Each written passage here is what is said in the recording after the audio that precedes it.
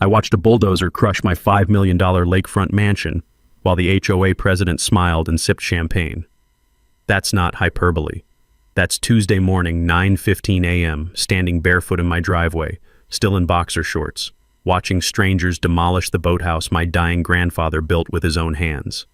The same boathouse where my late wife and I carved our initials 30 years ago. The same one I'd just spent 6 months restoring in her memory. The crime? I owed the HOA $300. $300. Vivica Drummond, HOA president, spray-tanned tyrant, professional clipboard warrior, stood 50 feet away recording it on her iPhone, that Starbucks iced latte sweating in her manicured hand. She wanted me to see her enjoying this. Wanted me broken. Here's what she didn't know. I didn't just own that house. I owned the dirt under her entire neighborhood, and I was about to make her regret every second of this. Drop your state below, because I know you've got HOA horror stories too. My name is Maxwell Cordell, Max to anyone who isn't trying to serve me legal papers. 52 years old, former structural engineer, the kind who designs cell towers that don't fall over in hurricanes. I sold my patents 4 years ago, retired early, and thought I'd spend my golden years doing absolutely nothing stressful. Then my wife Lillian died. Cancer. 18 months of watching the strongest person I'd ever known fade into someone I barely recognized. The kids, both grown, both living their own lives on opposite coasts, they tried to help. But you can't outsource grief. You just survive it. 6 months after her funeral, my grandfather Dutch passed away at 93. Heart failure, peaceful in his sleep. The man had survived Korea, built half the houses in this county with his bare hands, and taught me everything I know about integrity. His last words to me, a week before he died: "The lake house is yours now, Maxie. Take care of her. She'll take care of you." The lake house. 2.8 acres of pure Michigan waterfront on Mirror Lake. Dutch bought the land in 1963, back when this area was nothing but woods and optimism, and built 4 homes around the shoreline. Ours was the crown jewel, 7,200 square feet, floor-to-ceiling windows facing the water, stone fireplace he'd mortared himself, and that boathouse. God, that boathouse. I moved in 3 months after his funeral, sold my condo in Grand Rapids, packed up Lillian's things, her recipe cards, her gardening books, the ridiculous collection of coffee mugs she'd insisted on keeping, and drove north. The smell of cedar hit me the moment I opened the door. Dutch had replaced those dock planks every decade like clockwork. You could still see the pencil marks where he'd measured each cut. I spent $400,000 renovating. New solar panels, ramps and grab bars. Dutch had needed a wheelchair those last 2 years. I restored that 1960s stone fireplace to exactly how it looked in the old photographs. And the boathouse. I reinforced every beam, replaced the roof shingles one by one, repainted it in Dutch's original forest green. Lillian and I had carved our initials into the door frame in 1994. M+L, inside a lopsided heart. I cried when I sanded around it, making sure I didn't damage a single groove. The lake itself became my therapy. Mornings I'd hear loons calling across the water, this haunting, lonely sound that somehow made me feel less alone. I'd sit on the dock with coffee, running my hands along that worn rope on the tire swing Lillian had insisted we hang for future grandkids we'll definitely have someday. We never had grandkids, but I kept the swing. Here's what I didn't know. While I was drowning in grief and renovation dust, the neighborhood had changed. Some developer bought up 47 parcels around the lake and slapped up McMansions, $800,000 to $1.2 million. All identical, all beige, all soulless. They formed an HOA in 2018. Mirror Lake Estates Homeowners Association. Dues were $2,400 a year. The 4 original properties, mine included, technically predated the HOA, but the developer encouraged us legacy owners to join for community harmony. Dutch, getting older and less interested in fighting, had signed something. I inherited that signature. And apparently I inherited $11,700 in back fees and penalties Dutch had ignored. I found out about the debt the same week I finished the boathouse. A certified letter, thick envelope, return address, V. Drummond, HOA president. Inside, a $300 fine for architectural violations. My grandfather's 60-year-old boathouse didn't match their approved color palette. The letter ended with the helpful note, handwritten in purple ink. Legacy properties must comply with current standards. Looking forward to your cooperation. Vivica. That smiley face she drew next to her name? That should have been my first warning. I'm not a confrontational guy. I solve problems with spreadsheets, not shouting matches. So I called the HOA office. Got voicemail. Vivica's syrupy voice. You've reached Mirror Lake Estates, HOA, your community, your home, your investment. 2 business days turned into a week. I called 4 times. Finally drove to her office, her finished basement with a hand-painted HOA headquarters sign in aggressive cursive. Chemical floral air freshener hit me first, thick enough to taste. Vivica sat behind a salvage desk surrounded by color-coded binders. Mine was red. Never a good sign. Mr. Cordell? Acrylic nails clicked against my palm. Please, sit. No coffee offered. Power move. This boathouse fine. I slid the letter across. It was built in 1963, before your subdivision existed. Oh, I understand completely. Shark smile. But Legacy Properties agreed to current standards, Section 4.7. Would you like a printed copy? I'll paint it whatever color fixes this. Click, click, click on her calculator. Before any remediation, you must clear the outstanding balance of $11,700. I stared. What? Your grandfather's unpaid fees, 6 years of accumulation plus penalties. Liens transfer with property, Mr. Cordell. Perhaps you should have done due diligence during probate.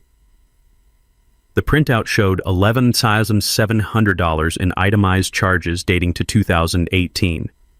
Late fees compounding like cancer. Lillian used to handle this stuff. She read the fine print. After she died, I'd been on autopilot, trusting lawyers caught everything. Wrong. County records are public for a reason. $50 could have saved me this. Dutch was 90, I said. Probably didn't understand. Nevertheless. Payment plan materialized. 5 years, 18% interest. I'd designed earthquake-proof cell towers more stable than that math. I'm not signing today. Of course. But Section 7.3 allows liens if accounts stay delinquent past 90 days. Just FYI. That smile. I left without slamming the door. 2 weeks later, fluorescent orange notice of lien sticker on my front door. 8 inches tall, visible from the road. Gus knocked that evening with a Bud Light, looking uncomfortable. They got you too? He nodded at the sticker. What do you mean? The Reagans, 4 houses down. Vivica filed a lien over $900 last year, foreclosed when they couldn't pay. Teacher salaries, you know. They're renting 40 minutes away now. He sipped his beer. Lost everything. Cold settled in my gut. Over $900? HOA's got teeth. And Vivica doesn't just win. She makes sure you know you lost. That night I tore through Dutch's workshop filing cabinet. Olive drab metal, smelling like his cherry blend pipe tobacco. Folders of ancient lumber receipts, deck sketches, junked appliance warranties. At the bottom, Lake House, important, in Dutch's block letters. The deed was so old the paper felt like fabric. I held it under the work light. Parcel A, Lakewood Development Company, comprising 42 acres including lake bed access roads and all appurtenances thereto. 42 acres. My lot was 2.8. I flipped it over. That photograph, Dutch in some suit, grinning, shaking hands in front of a Lakewood Estates coming soon sign. On back, Dutch's handwriting. Partnership dissolved. Dutch retains master parcel, BK 1965. I sat on the workshop floor for 20 minutes, dust floating in flashlight beams, trying to make sense of it. 42 minus 2.8 left 39.2 acres of... what? Where did it go? The lake outside was dead silent. No loons, no wind, just my pulse and a distant pool filter. Dutch's grin in that photo. He'd known something, built something bigger than I'd understood. I'd inherited more than a house. I'd inherited a puzzle. And maybe, just maybe, the key to dismantling Vivica's little empire. But first, I needed to understand what Dutch had actually owned, which meant a trip I'd been dreading. The county recorder's office, 60 miles away through farmland I'd rather not drive through on a Tuesday. I looked at the deed again, 42 acres. The number felt impossible and somehow perfectly Dutch. The man never did anything small. My phone buzzed. Text from my daughter Emma in Seattle. Dad, just pay the stupid fees. It's not worth the stress. I looked at the demolished boathouse through the workshop window, pile of splintered cedar where Dutch's handiwork used to stand. Typed back, "Some things are worth fighting for." She sent back 3 eye-roll emojis. Kids these days. No sense of righteous stubbornness. I made coffee, terrible 2 a.m. workshop coffee that tasted like regret and determination, and started making a list. County recorder, title search, maybe a real estate attorney who didn't cost $300 just to say hello. Dutch used to say, "Measure twice, cut once." Time to start measuring. The county recorder's office opened at 8 a.m. I got there at 7:45 with gas station coffee that tasted like burnt sadness and sat in the parking lot watching fog lift off the surrounding farmland. The building looked like every government office built in 1974. Brown brick, small windows, the architectural equivalent of a sigh. Inside smelled like old paper and floor wax. The kind of smell that makes you feel like you're in a library run by someone's disappointed grandmother. The clerk was exactly that grandmother. Doreen, according to her nameplate. 70-something, cat-eye glasses on a beaded chain, cardigan with a sleeping cat embroidered on it. She looked up from a crossword puzzle. "Help you, hun?" "I need to pull deed records for Mirror Lake. Property originally filed in 1963. Owner was Dutch Cordell." Her whole face lit up. "Lord, I haven't heard that name in years. That old Dutchman helped my husband build our barn in '74. Didn't charge us a dime, just wanted beer and conversation." She stood up, joints creaking. "What do you need, sweetheart?" "Everything you've got on the original Lakewood development." "Oh, this'll be fun. Nobody asks for microfiche anymore." She disappeared into a back room that looked like it hadn't been updated since Carter was president. 10 minutes later, she returned wheeling a cart with a microfiche reader, actual honest-to-God microfiche, the kind I thought existed only in movies about conspiracy theorists. The machine whirred to life, casting that weird blue-white glow. "Here we go, 1963, she fed in the film. Mechanical clicking, smell of dust and acetate. Bernard Koss files Lakewood Estates as a 42-acre development, lists Dutch as co-owner, 50% equity.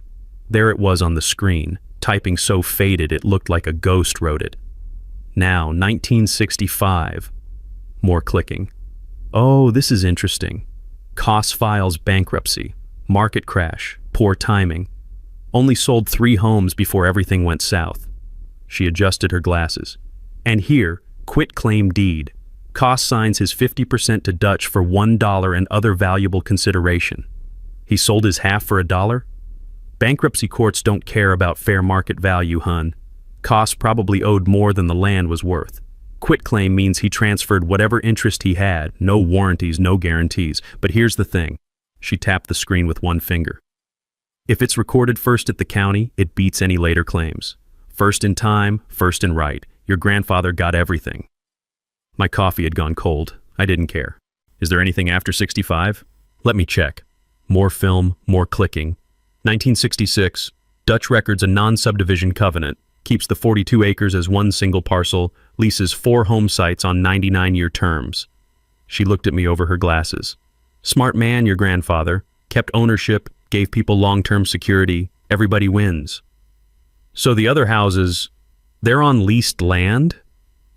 "If Dutch never formally subdivided, and it looks like he didn't, then yes. Every structure built after 66 is technically on his land." She kept scrolling. "Oh, wait, here's something from 1998. My stomach dropped. Dutch files an informal subdivision plat.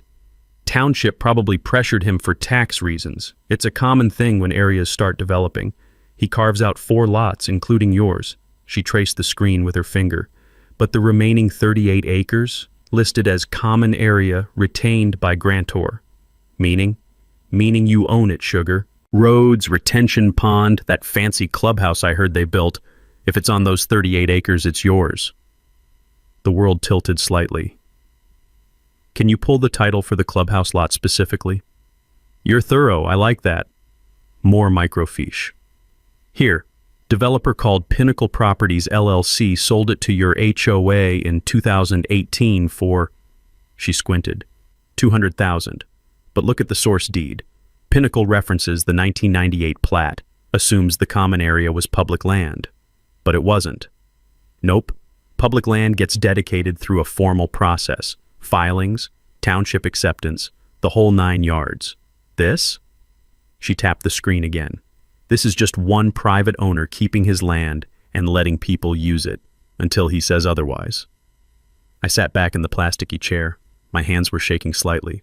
So legally, hun, that HOA built their clubhouse on your land without permission. And depending on your state's adverse possession laws, usually 15 to 20 years of open, obvious use, they can't claim it just by squatting. They've only been there, 6 years? 6 years. Not even close. She powered down the microfiche machine. Your grandfather was smarter than people gave him credit for, built himself a kingdom and made it look like generosity. I drove home in a daze. The farmland looked different now. Every fence line, every property marker, they all meant something I'd never paid attention to before. Ownership isn't just possession. It's paperwork. It's who filed first, who recorded what, who actually read the fine print. Dutch had read the fine print, and he'd kept his ace in the hole for 60 years. When I got home, there was a padlock on my boathouse door. Correction, on the pile of lumber that used to be my boathouse, and a sign zip-tied to the remains. Violation, pending removal. Gus was standing in his driveway watching. Emergency board meeting last night, he called over. Vivica authorized a demolition contractor. You've got until Friday to pay, or they're taking it down. Today was Tuesday. I looked at the padlock, at the sign, at my phone where I'd photographed every single microfiche screen Doreen had shown me. Let them try, I said. Friday morning, deadline day. I woke up to the sound of diesel engines. Not again. I ran outside barefoot, seems to be my signature move during crises, and found a cat bulldozer idling in my driveway. 2 guys in hard hats and high-vis vests standing next to what was left of the boathouse, consulting clipboards. Stop, I shouted. You can't do this. The foreman, 50-ish guy with a gray beard, looked up. Got a work order, buddy. HOA authorization, township permit, whole 9 yards. You Max Cordell? Yes, and that's my property you're about to... Says here you got notice. Architectural violation, unpaid fees, blah blah. He showed me the permit. Official stamps, Vivica's signature, even the township code enforcement officer's name. Look, I just do what the paperwork says. You got a problem, call the HOA. I called the cops. They showed up 12 minutes later, felt like 12 hours, but the foreman had his documents in order. The township permit was real. Sir, if he's got authorization from code enforcement, we can't stop him, the deputy said. Not unkindly, just procedurally helpless.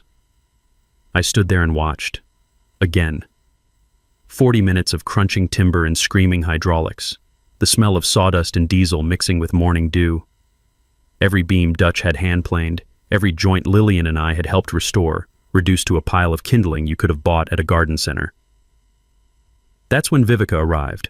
White Escalade, Starbucks iced latte, designer sunglasses despite the overcast sky. She parked 50 feet away and got out with her phone already recording. Just documenting, she called out sweetly. For HOA records. I was shaking, actual physically shaking with rage I didn't know I was capable of. You're going to regret this, I said, quietly, calmly, the way you'd warn someone they're standing on a frozen lake that's about to crack. Threats, Mr. Cordell? Louder now, for her phone's microphone. I'm documenting everything. You're becoming increasingly hostile toward HOA personnel executing lawful. It's not lawful if you don't own the land. She lowered her phone, just for a second. Confusion flickered across her face. Then that smile came back. I'm not engaging with your conspiracy theories. You have a lovely day. She drove off. I stood in the wreckage holding the only thing I'd managed to salvage, that photograph of Dutch and Bernard Koss from 1962. Frame cracked, glass missing, but the picture intact. Gus walked over and put a hand on my shoulder. Didn't say anything. Didn't need to. She just made the biggest mistake of her life, I finally said. Yeah, Gus nodded. She has no idea, does she? Not yet. I spent the weekend in what my daughter would call an unhealthy dissociative state. Didn't shower, ate cold pizza straight from the box, ignored 17 phone calls. But I wasn't moping. I was planning. Monday morning I hired a surveyor, independent land services guy named Travis, 20-something with more enthusiasm for drones than any human should legally possess. Dude, This is going to be sick, he said, unloading equipment that looked like it cost more than my first car. Original 1963 survey pins? That's like archaeological surveying. We're going to GPS the hell out of this. He spent 2 days mapping every inch with laser precision, cross-referencing Dutch's original coordinates against current structures. I watched him work from my kitchen window, drinking coffee and waiting. Wednesday afternoon, he knocked on my door holding a tablet, grinning like he'd found buried treasure. Dude, you need to see this. The 3D overlay on his screen showed the original 1963 property boundaries in red, current structures in blue. 11 houses, including Vivica's, had blue chunks extending past the red lines.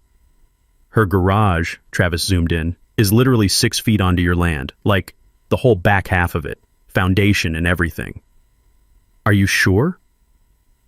GPS accurate to within 2 centimeters. I can testify to this in court if needed. He swiped to another view. And the clubhouse? Dude, the entire clubhouse is on your parcel. Pool, parking lot, that weird gazebo thing, all yours. I sat down, stood up, sat down again. Can I get a copy of this? Already emailed you the full report. Also uploading to the county GIS database because, legally, I have to. Public record and all that. He packed up his tablet. Whatever you're planning, man, good luck. That HOA lady seems like a real piece of work. Understatement of the century. That night, Vivica's post appeared on the neighborhood Facebook group. Concerned about suspicious surveying activity near common areas? Reminder, only HOA-approved contractors may access community property. Please report unauthorized personnel immediately. Stay vigilant, neighbors. 43 comments, most supportive of her. Some asking questions, one from Gus. Maybe he's checking property lines because someone demolished his family's boathouse without actual legal authority? Vivica deleted his comment within an hour. The war was officially on. I spent the weekend in a haze. Didn't shower, didn't shave, lived on cold pizza and spite. My kitchen table disappeared under Dutch's files, surveyor reports, and printouts from the county recorder. Saturday night, my daughter Emma called. Dad, I'm driving up. You don't need to. I'm already on I-94. See you in 3 hours. She arrived just after midnight, took one look at me and the disaster zone formerly known as my kitchen, and sighed. Dad, this isn't healthy. I'm fine. You're wearing the same shirt as Thursday. I can smell you from here. She started gathering papers into organized piles. Emma's a paralegal in Seattle. Organization is her love language. Let me help. What are we looking for? Proof that Vivica doesn't own what she thinks she owns. Okay, then we do this systematically. She grabbed a legal pad. Show me everything. We worked until 4 a.m. Emma has this way of reading documents where she notices things lawyers miss. Around 3:30, she picked up an envelope I'd dismissed as junk mail from the estate pile. Dad, what's this? The envelope was yellowed, sealed, labeled in Dutch's handwriting. Lakewood Trust, important. I'd never opened it. Assumed it was some old investment account, probably empty. Emma slid it open carefully. Inside, a trust document dated 1967, officially notarized, corners still sharp. The Cordell Family Land Trust, she read aloud, established by Dutch Cordell as trustee. Trust assets, 42 acres comprising the entirety of Lakewood Development Company master parcel. She looked up. Dad, do you know what this means? That Dutch really loved paperwork. It means you don't just own the land, you control it through a legal entity that's 58 years old. And look, she flipped pages. Beneficiaries are Dutch Cordell and his descendants in perpetuity. When Dutch died, you automatically became trustee. My brain felt like it was moving through mud. So what? So trusts don't die when people die. If properly maintained, they're nearly indestructible legal entities. And look at Article 7. Trustee may revoke any leases, easements, or licenses granted on trust land with 90-day written notice. I stared at her. You can kick them all out, she said quietly. Legally. Every single house built after 1967. I'm not evicting 47 families, Emma. I know, but Vivica doesn't know that. She kept reading. Wait, there's more. Did Dutch ever pay property taxes on the common areas? I don't know. Why? She grabbed her laptop, pulled up the county tax assessor's website. 15 minutes of clicking and muttering. Then, Oh my God. What? The HOA never paid property taxes on the clubhouse, pool, or roads. They assumed it was public land, exempt from taxes. But it's not public. It's trust land, private property. How much are we talking? 6 years of back taxes plus penalties. She did math on her legal pad. $187,000, give or take. I felt something shift in my chest. Not quite hope, more like possibility. The county can seize it, Emma continued. If the HOA can't pay, the county forecloses and auctions the assets. Standard procedure for tax delinquency. But the HOA doesn't have that kind of money. Exactly. She smiled, not a happy smile, a lawyer smile. Dad, you don't have to be the bad guy. Let the county be the bad guy. You just have to inform them of the situation. We sat there in the pre-dawn darkness, my daughter and me, surrounded by 60 years of my grandfather's secrets. Are you doing this for Dutch? Emma asked. Or for revenge? I looked at the photo of the demolished boathouse pinned to my corkboard. Both, I said, and because no one else should lose their home to someone like her. Emma squeezed my hand. Then let's burn her empire down, legally. Legally, I agreed. Outside, the lake was starting to lighten. Loons called in the distance, the same sound Dutch would have heard every morning for 40 years. Time to finish what he started. Monday morning, I called Shauna Briggs, the real estate attorney I'd found online. Her office was above a sandwich shop called Hoagie Paradise, which felt cosmically appropriate given my current situation. Shauna was 60-something, gray hair and a practical bob, zero patience for nonsense. Her consultation fee was $200. Best money I ever spent. Let me get this straight. She leaned back in a chair that squeaked. You inherited a land trust that owns the entire subdivision. The HOA built on your land without permission, and they owe 6 figures in back taxes. That's the summary, yes. And you want to expose them, legally, without hurting the actual homeowners. She smiled. I like you. Most people want blood. You want justice. She pulled out a legal pad. Here's what we do. I file a quiet title lawsuit naming you as trust beneficiary. We challenge every deed in the subdivision, force everyone to acknowledge your ownership. Then, and this is key, we immediately offer settlement terms. What kind of terms? You dissolve the HOA, place all properties under trust management, charge reasonable ground rents, way less than current HOA dues, and let residents buy out their leases over time if they want. Everybody wins except Vivica. How long does this take? 2 weeks to draft, another week to serve. You'll need a good surveyor. Already have one. Perfect. I'll also subpoena HOA financial records. Discovery is a beautiful thing. She made notes. Anything else I should know? They demolished my boathouse. Her pen stopped. Before or after you knew about the trust? Before. Even better. Destruction of property on land they don't own. We'll add that. More notes. This is going to get ugly, Mr. Cordell. You ready for that? They already made it ugly. Good answer. While Shauna worked on legal strategy, I focused on building support. Gus helped. Turns out retirement from the Postal Service taught him excellent door-to-door skills. We went house to house with a single-page flyer Emma designed. What you really own, the truth about Mirror Lake property rights. Simple language, no legal jargon, just facts. Dutch's original ownership, the trust document. The fact that the HOA had been collecting dues on land they never actually controlled. 22 homeowners signed our petition for an independent financial audit within 3 days, nearly half the neighborhood. Dana, the accountant who'd questioned Vivica at that meeting, volunteered to review the HOA books once we got them. I've wanted to do this for 2 years, she said, signing the petition. But I was afraid. Vivica has a way of making people afraid. Not anymore, Gus said. The financial records arrived via court-ordered discovery. Shauna delivered them in 3 bankers' boxes. Dana and I spent a Saturday going through every receipt, every transaction, every bank statement. What we found was worse than embezzlement. It was systematic looting. Vivica's management company, actually her husband Leonard's LLC, charged the HOA $8,500 a month for consulting services. No itemized work, no deliverables, just monthly transfers. Over 3 years, $360,000. The clubhouse renovations, $340,000 spent. Except Dana called the contractors. Actual receipts totaled $190,000. The rest vanished.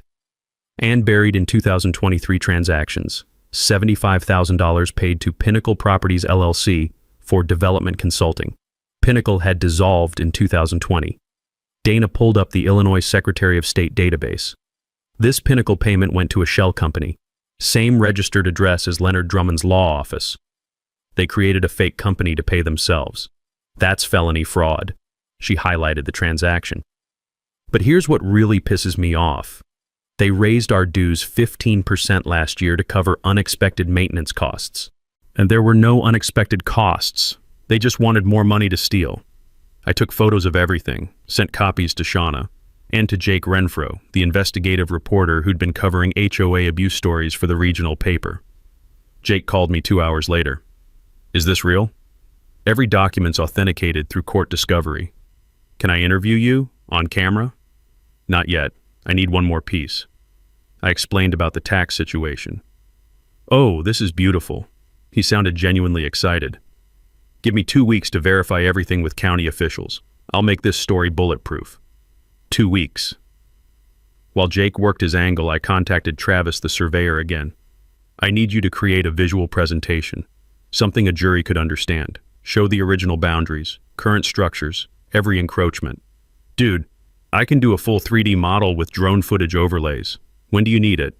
Yesterday. My favorite deadline. Emma stayed the whole week helping coordinate. We worked from my kitchen table, now covered in organized files instead of chaos. She'd labeled everything with color-coded tabs. You're good at this, I told her Wednesday night over Chinese takeout. Paralegal training. Also, Mom taught me to fight smart. She cracked open a fortune cookie, read it, laughed. Listen to this. Patience is bitter, but its fruit is sweet. Dutch would have loved that. He would have loved all of this, watching you take down a bully using nothing but paperwork and spite. She raised her paper cup of tea. To Dutch, and to Mom. May they both rest easy knowing their son's a stubborn pain in the ass. To family, I agreed. We clinked paper cups in my kitchen while outside the lake settled into evening. Somewhere in the neighborhood, Vivica was probably planning her next move, but so was I. And I had something she didn't. The truth.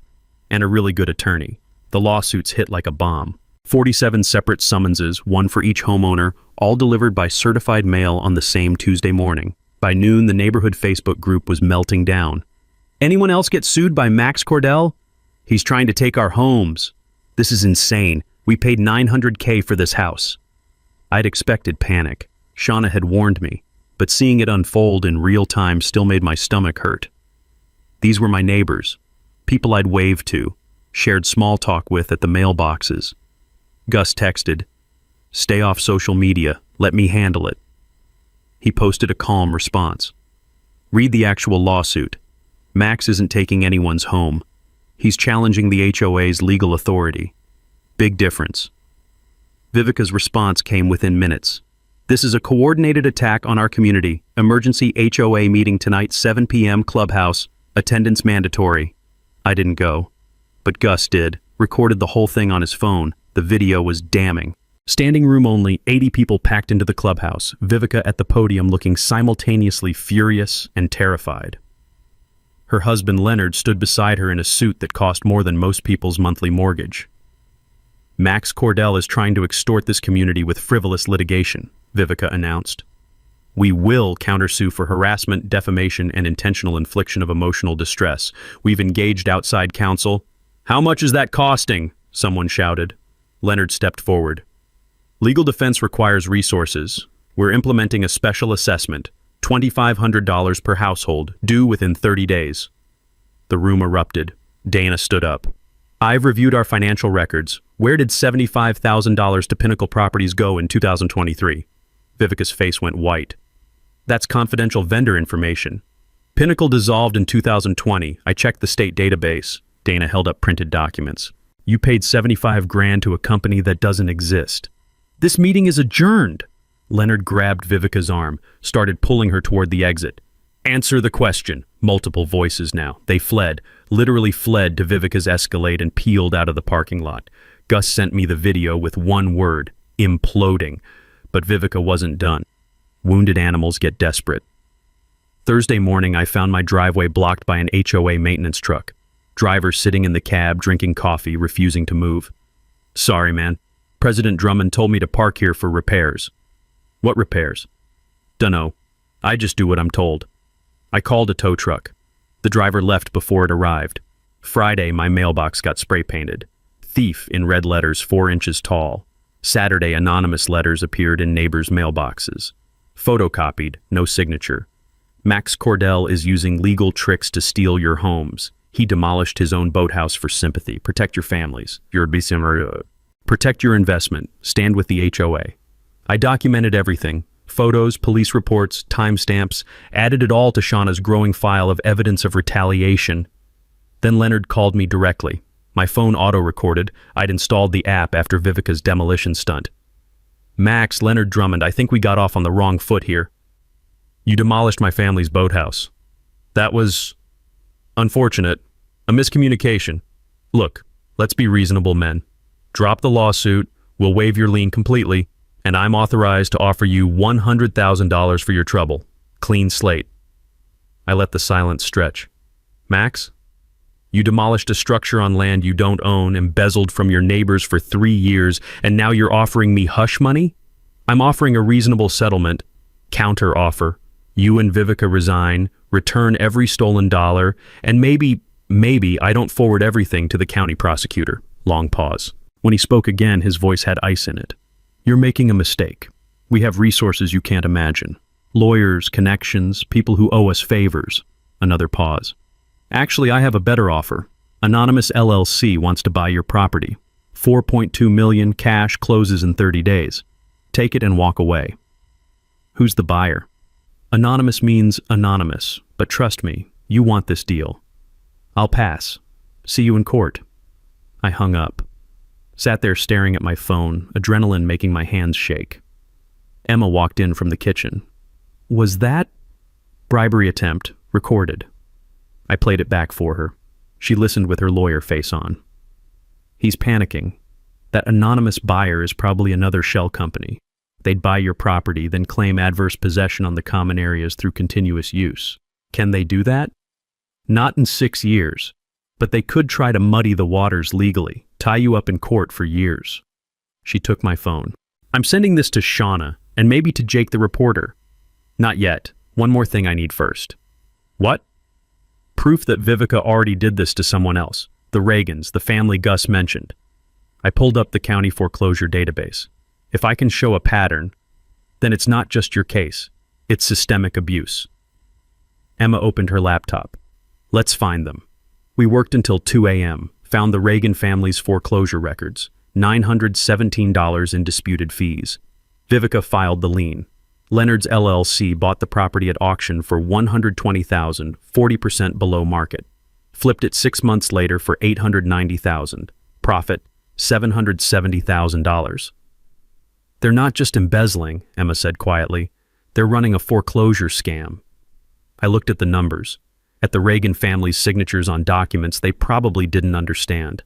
At the date, 3 months after Mrs. Reagan lost her teaching job due to school budget cuts. Vivica hadn't just stolen from them, she'd destroyed them. We're ending this, I said. Damn right we are. I hired a private investigator. Lorraine, former FBI white-collar crime specialist, 62 years old, looked like someone's friendly aunt but investigated like a bloodhound with a law degree. 2 weeks, she said. I'll find everything. She delivered in 10 days. Vivica's consulting company never filed Illinois business registration. Tax fraud. Her husband's law firm was under state bar investigation for mishandling client funds in an unrelated case. Pattern of behavior. The Escalade lease, paid through an unauthorized HOA vehicle allowance that never appeared in any approved budget. They're sloppy, Lorraine said, handing me a thumb drive. Sloppy criminals always get caught.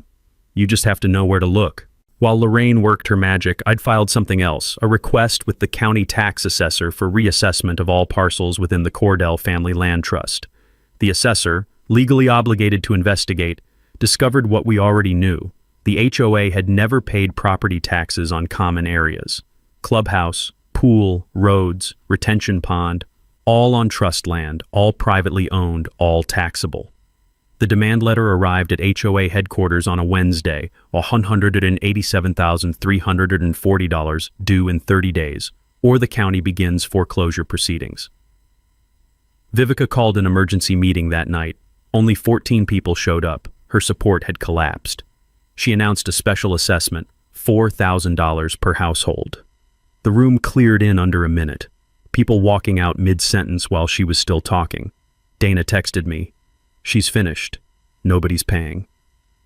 My second town hall, held at the public library Neutral Ground, drew 48 residents, 3 times the first meeting. I stood at the front with Emma beside me, Travis's 3D survey model on the projector screen. "I'm not evicting anyone," I started. No preamble, no small talk. "Let me be clear about that. What I want is the HOA dissolved and a fair system in place." I showed them the trust document, explained Dutch's original vision, affordable long-term leases, community ownership, neighbors supporting neighbors instead of enriching board members. My proposed ground rent is $600 a year, locked in for 99 years. You pay your property taxes directly to the county, you maintain your homes, no architectural review boards, no ridiculous fines, no Vivica. Someone laughed, then someone else, then half the room. "What about the clubhouse?" a woman asked. "I'm donating it to the township, public recreational facility, no more HOA gatekeeping, everyone in the county can use it, but Lakewood residents get priority booking." Applause, actual applause. "Where do we sign?" Dana asked. I had clipboards ready. 42 of 47 households signed interest forms that night. But Vivica had one last card to play. The following Tuesday, my septic system backed up. Raw sewage flooding the yard, smell bad enough to make grown men gag. The septic company found the problem. Someone had dumped concrete mix down my clean-out pipe. "This was deliberate," the technician said. "Sabotage. Cost to repair, $8,000. I was furious. Emma was furious. But the contractor, young guy, maybe 25, looked sick with guilt, pulled me aside as his crew was leaving. "I need to tell you something." He showed me his phone, text messages from a number he'd saved as HOA president. "Needs septic work done at 2847 Lakeshore. Owners refusing to pay fees. Make sure it backs up. $2K cash, no questions." "Why are you showing me this?" "Because I'm an idiot who needed money, and I didn't realize what I was doing until I saw your house. My mom lives 3 streets over. She told me what's really going on." He looked miserable. "I'll testify if you need me to, and I'm not charging you for the repair." I took screenshots of everything, added it to the file, filed a criminal complaint. The county sheriff's department started paying attention. Then Jake Renfro's story dropped. HOA embezzlement and land fraud. How one president built an empire on stolen ground. 4,000 words in the regional paper. 18-minute video on YouTube. Financial records. Interviews with Rhonda, the former secretary. Survey footage. My story. The Reagan story. The video went viral. 42,000 views in 48 hours. Picked up by statewide news. Chicago Tribune ran a summary. Detroit Free Press called for an interview. My phone wouldn't stop ringing. But the call that mattered came Thursday afternoon. County prosecutor's office. Assistant prosecutor named Michelle Garza, or Mr. Cordell, we've opened a criminal investigation into Mirror Lake Estates HOA financial practices. After reviewing Mr. Renfro's reporting and your attorney's filings, we're issuing subpoenas for all banking records. How long does that take? We move fast on fraud cases, especially ones with this much public attention. Pause. We'd like you to testify at the county commissioner hearing next Tuesday, 7 p.m. courthouse. Can you make it? Absolutely. Good. Bring everything you've got. We're putting this HOA into receivership. I hung up and just sat there for a minute. Emma was watching from the kitchen doorway. It's happening, I said. Yeah. She smiled. Dutch would be proud. That Sunday, I drove to the Veterans Cemetery where Dutch was buried. Small stone, simple. Dutch Cordell, builder, father, friend. I left one of his hand-carved duck decoys on the headstone, the mallard he'd finished the year before he died. "Almost done, old man," I said to the stone, to the wind, to whatever part of him might still be listening. One more fight. The grass smelled fresh cut. Highway hummed in the distance. Sun warm on my shoulders. Tuesday was coming. The county courthouse hearing room held 150 people, standing room only by 6:45 p.m. I counted 80-plus Lakewood residents, Jake with his camera crew, county commissioners at the raised bench, and in the front row, impeccably dressed, radiating expensive suit energy, Vivica and Leonard Drummond. Commissioner Patricia Volz, former judge, late 60s, commanded the room like she was born to it. We're here to assess allegations of financial mismanagement by Mirror Lake Estates HOA. Mr. Cordell, you requested this hearing. Present your case. I stood. No notes. Emma had told me notes make you look weak, just confidence and facts. Thank you. I'm here because my grandfather built a community on trust, and that trust was betrayed. I walked them through it. Travis's survey appeared on the projection screen. Red lines showing Dutch's original boundaries, blue showing current structures. 11 homes, including Vivica's, overlapping into trust land. Every house in Lakewood Estates sits on land my family still owns through the Cordell Family Land Trust, established 1967. I showed the trust document, camera ready on screen. My grandfather leased parcels for $1 a year because he believed neighbors should support each other, not be exploited. Next slide. HOA financial records, highlighted sections glowing yellow. Over 3 years, President Drummond and her husband siphoned $420,000 through fake contracts and shell companies. Clicked through the evidence. Vivica's management company, Leonard's LLC, the phantom Pinnacle payment. They didn't just embezzle. They ran a foreclosure scam, filing liens, buying properties cheap, flipping for profit. Final slide. Before and after photos of my boathouse. Dutch building it in 1964, weathered but beautiful, then the rubble. They destroyed my family's history over $300. I'm not here for revenge. I'm here to make sure they never do this to anyone else. Commissioner Volz turned to the front row. Mrs. Drummond, do you wish to respond? Vivica stood. She was shaking, but trying to hide it. Leonard grabbed her arm, whispered urgently. She pulled away. No. I built that HOA into something. I made those people's homes worth more. Property values increased 17% under my leadership. By extorting your neighbors, Commissioner Volz's voice could cut glass. I took compensation for my time. Do you know how many hours I spent managing that community? The complaints, the violations, the constant... Did you just admit to embezzlement? Volz leaned forward. On the record? In front of witnesses? Vivica's face went white. Leonard stood, trying to pull her toward the exit. Don't say anything else. As your attorney, you're not my attorney, you're my husband, and you got us into this. The room went dead silent. Leonard's jaw clenched. We're leaving. No. Vivica turned back to the commissioners, desperate now. You don't understand. Max Cordell is manipulating legal technicalities to steal an entire neighborhood. He's... Mrs. Drummond. I stayed calm, didn't raise my voice. I'm withdrawing my lawsuit against the homeowners. Confused murmurs rippled through the crowd. They're victims here, but I'm requesting the county place the HOA into receivership, audit every transaction, and return stolen funds. I pulled out the document Emma and I had finalized yesterday. I've also drafted a new community land trust. Every current resident can join. Ground rent $600 a year, locked for 99 years. Clubhouse, pool, common areas transferred to township as public property. I held up a pen. I'll sign it tonight. Anyone who wants real ownership, not the lie you were sold, can join me. The room erupted in conversation. Commissioner Volz banged her gavel. Mrs. Drummond, you're out of order. Bailiff, this is my neighborhood. Mine! Vivica was screaming now, mascara running. I built it. I made it worth something. Leonard physically dragged her toward the doors. Her voice echoed down the hallway. You can't do this. I'll sue all of you. The doors closed. Silence settled like snow. Commissioner Volz looked at her fellow board members. Discussion? They deliberated on the record, live, for 6 minutes. I barely breathed. Vote, 5-0. Place HOA into receivership. Freeze all accounts. Refer financial records to county prosecutor. Approve Max Cordell's land trust proposal pending township review. Mr. Cordell, Volz said, you've shown remarkable grace under circumstances that would have broken most people. This board supports your proposal. Outside in the parking lot, residents were waiting. Dana approached first. Where do I sign? Me too, Gus said. Line formed. 42 households signing interest forms under parking lot lights, June bugs swarming the lamps, everyone talking at once. Jake filmed everything. Max, how do you feel? I looked up at the stars, same stars Dutch would have seen building that boathouse 60 years ago. Tired, I said. But good. Someone handed me a beer. Someone else started clapping.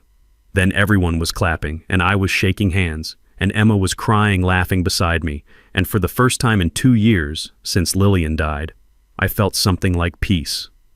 Dutch had built something worth saving, and we'd saved it. 2 weeks after the hearing, criminal charges dropped. Vivica and Leonard Drummond, embezzlement, wire fraud, tax evasion. Federal charges came next. The FBI doesn't appreciate fake companies defrauding homeowners. Both released on bail, assets frozen. Vivica's Escalade got repossessed. I heard about it through Gus and allowed myself exactly 3 seconds of petty satisfaction. The Township Board approved the Cordell Community Land Trust 6-1. 45 of 47 households joined. 2 families were moving anyway for job relocations, nothing to do with the drama. We elected a board democratically, Dana as treasurer, Gus as president, Rhonda as secretary, plus 4 resident representatives. I stayed as trustee, but with voting power only for tie breaks. The county recovered $178,000 from frozen HOA accounts, distributed it back to homeowners, average refund $3,800. Dutch's community fund, I seeded it with 50 grand, now covers legal aid and emergency home repairs for low-income residents. The clubhouse and pool officially transferred to township ownership, now open to all county residents, free for Lakewood members. Kids from 3 zip codes swim there now. I hired a contractor to rebuild the boathouse using Dutch's original plans. 30 neighbors showed up to help, a barn raising for the 21st century. The smell of fresh-cut pine, sound of hammering and laughter, taste of Gus's barbecue that he insisted on cooking for everyone. We finished in 2 weekends. I unpacked Lillian's recipe cards and hosted the first Cordell family dinner at the new boathouse. Potluck style, 60-plus people, folding tables on the dock. Emma made her mother's famous potato salad from the handwritten card I'd been too sad to read for 18 months. To Dutch and Lillian, Emma raised her plastic cup. May they rest easy knowing their son's a stubborn pain in the ass who doesn't know when to quit. To family, I agreed. Emma moved back, takes contract work remotely, helps me manage the trust, talks about maybe staying permanently. We're planting oak saplings around the property for the grandkids Dutch wanted, she said, and I didn't have the heart to tell her I'm 52 and single. The legal proceedings wrapped up in September.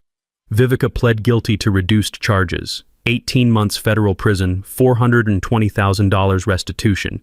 Leonard got disbarred and 3 years for his role. I attended sentencing, sat in back, said nothing, left before the deputies took them away. Emma asked why I went. Needed to see it end, I said. Not watch her fall apart, just end. She understood. I created a 1-page guide, how to audit your HOA, posted it online. Within a month it had been downloaded 40,000 times, hit Reddit's front page, spawned a whole thread on r fuck HOA with 180,000 upvotes. Key points. Request financials annually. It's your legal right. Check for related party transactions, verify insurance coverage, Google your board members. Boring stuff that prevents exciting disasters. The guide became a thing. People started calling me for advice, then asking me to consult, then offering to pay me to review their HOA documents. I'm considering it. Retirement was boring anyway. We established the Lakewood Trade Scholarship, 10 grand annually for local high school students pursuing construction, surveying, or engineering. First recipient was Travis's younger sister who wants to be a civil engineer. The ceremony was at the boathouse. We installed a plaque, in memory of Dutch and Lillian Cordell, builders of community. 3 months after the trial, an elderly man knocked on my door, introduced himself as Bernard Koss Jr. My father co-founded Lakewood with your grandfather. I brought these. He handed me a box, original blueprints, photos of Dutch and Bernard Sr., letters discussing their vision for an affordable lake community where working families could thrive. Dad always regretted abandoning the project when he went bankrupt. He'd be glad you finished what they started. I was crying before he finished talking. Would you join the trust board? We could use someone who remembers the original dream. I'd be honored. Now I'm sitting on my rebuilt dock watching sunset paint the lake orange and pink. Emma brings me coffee, hazelnut, Lillian's favorite, and sits beside me. Worth it? She asks. Every second. Loons call across the water, lights come on in houses around the lake, kids laughing at the public beach. My phone buzzes. Email from a stranger in Montana. HOA stole my ranch, can you help? Here we go again, I mutter. Emma grins. Dad, you're not a professional HOA vigilante. Not yet. She laughs. I laugh. The lake ripples in the breeze. Dutch built this place for community, for family, for something bigger than profit. And now? Now it's everything he dreamed it could be. Got an HOA horror story? Drop it in the comments. The worst one gets featured in my next video. Subscribe and hit the bell, because somebody's got to hold these clipboard tyrants accountable. And apparently, that somebody is me.